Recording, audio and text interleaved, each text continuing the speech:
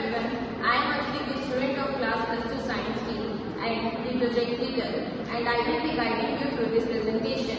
Our project aims to create a conversational AI-powered stationery shop chatbot that helps customers navigate and purchase stationery products from an online store.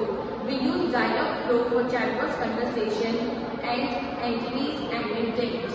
Hi everyone, I am the of class +2 science team as a data expert. My work was to collect and analyze the data on stationery products, customer behavior and market trends.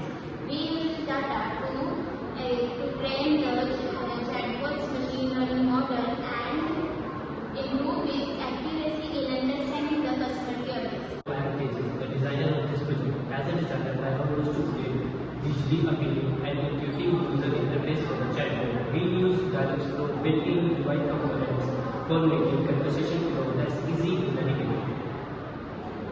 Hello, I am Sarthik and I am the information researcher of this project. I was responsible for the data gathering of the latest trends and technologies in e-commerce and chatbots.